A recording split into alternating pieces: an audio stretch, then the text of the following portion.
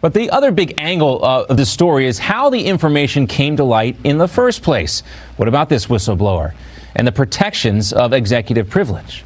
It's about the intelligence community. It's about abuse of surveillance, about the abuse of the spy mechanisms that we have. This is about actually the product of surveillance. Someone had access to surveillance that related the president's conversations and has brought us forward to us. And it's not only Turner who sees things this way. Former CIA analyst and National Security Council Chief of Staff Fred Fleitz, who's edited and processed dozens of transcripts like the one the White House released this week, wrote this op-ed in the New York Times. Quoting from it here, it appears likely to me that this so-called whistleblower was pursuing a political agenda. It appears to be written by a law professor and includes legal references and detailed footnotes. It also has unusual legalistic references on how this complaint should be classified. From my experience, such an extremely polished whistleblowing complaint is unheard of. The document looks as if this leaker had outside help, possibly from congressional members or staff. All right, Fred Fleitz is now here with us live. Currently, he's the president of the Center for Security Policy. He's also served as the deputy assistant to the president back in 2018. Fred, great to see you. Thanks for joining us again. Good to be here. Now, first, I want to ask you a question, and just bear with me a little bit, because do you know who the leaker is, Fred? And I don't think it's appropriate to name him or her right now, but it's a pretty small circle of people who could have access to this type of information, right? It's possible to kind of narrow it down, and that the identity of the whistleblower, while not public yet, is already known. Well, first, let me correct you that my op-ed was in the New York Post. The New York Times doesn't run conservative op-eds. Good catch there, Fred. I'm sorry. Yes, it's in the script here, so that's my fault for just saying it wrong, but it's correct here in the script. Yes, in the New York Post today. So thank you for clarifying there. I want your viewers to read it. It's a very important op-ed ran in today's New York Post. Well, the New York Times revealed that this whistleblower is a CIA analyst who specializes in Ukraine, probably a political analyst, and this fellow, I understand, was probably sent on a 2-year detail assignment to work at the National Security Council, and he's currently back working at CIA. Yeah, so that's the confusion there, right? So the New York Times were actually kind of releasing some information on this, but again, it's this pretty small circle of people. And Fred, you make the argument here in that piece that the real issue here is the security breach, somebody trying to undermine a democratically elected president. Did the Democrats secretly target President Trump? You feel like there's somebody working with this whistleblower, possibly a sitting member of Congress or one of their staff members? Well, John, this whistleblowing complaint was very strange. I've seen a bunch of them in my time with the CIA and the House Intelligence Committee. This one looks like it was written by a law professor or by a senior counsel with CIA or one of the Intelligence Committee staffs. Clearly that this whistleblower had some help. That is, that the allegation president was cracking down on the Ukrainians to investigate Joe Biden and his son. Adam Schiff has been saying that all throughout August. And at the end of August, he posted a tweet that almost identically reflected this whistleblowing complaint.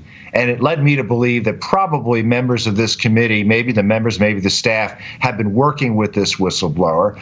And I made that allegation last night.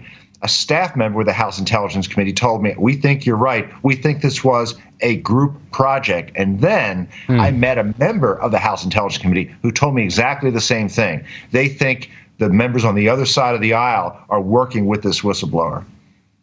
And so, what now? I mean, obviously, the president has talked about his efforts to get to the bottom of who the leaker is and who the whistleblower is. What happens, Fred, as a result of all this? Well, the whistleblower has to come before the House and Senate Intelligence Committees, and he has to answer questions under oath about this complaint. Where did it come from? Who did he work on with it? Did someone put him up to it? I think these are important questions. And I mean, it's troubling because most of the things he says are based on hearsay. See, he wasn't supposed to know anything about these confidential phone calls between foreign leaders and the president. Numerous people told him about them, according to the complaint. Well, if they did that, and if he wasn't on the dissemination list, and he wasn't, they violated the president's trust. This stuff is very, very sensitive. Now, the other aspect of this, too, is that, we've heard a lot about the whistleblower protections But, you know, a lot of the Republican members of Congress yesterday were very clear to make the point that those apply to people, you know, blowing the whistle on members of the intelligence community and not on the president. The president is still, you know, subject to the rights of executive privilege. That's right. When you watch this hearing with the Director of National Intelligence, McGuire, it's sort of painful to watch. He couldn't answer the questions because all the questions were about presidential policy. This complaint is a difference with President Trump's foreign policy. Now, if you were in the government and you think the president did something unethical in terms of a foreign policy decision, you do have options. You could go to the Foreign Affairs Committee, the Armed Services Committee, the Judiciary Committee, the FBI, the Justice Department. But the CIA, the Director of National Intelligence, and their Inspector Generals, they have no jurisdiction over this. Yeah. And, you know, the other thing, too, you know, what kind of impact now, regardless of what happens with the impeachment process forward, President Trump still has to talk to other heads of state on the phone. You know, how is this going to impact his ability to do that? Well, I think that's a good question because foreign leaders say things in confidence to our president that they don't want to get out. And I don't think we asked the Ukrainian prime minister before I don't think the president asked before he released this transcript.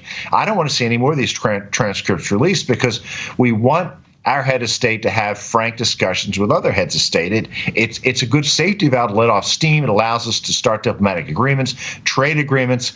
So I hope this is the last transcript like this that's released. Right. And, you know, you listen, some of these recordings in the past they've been recorded before. It reminds us that the president is not just the president, they're human beings sometimes, even these other heads of state. It's fascinating stuff. Not that we should be recording president's phone calls today, Fred. You just watched Newsmax TV, America's fastest growing news channel, now in 65 million homes. Get Newsmax TV on all the major cable systems or go to newsmaxtv.com and click on the Find Newsmax tab to locate us. Remember, Newsmax TV, where real news for real people.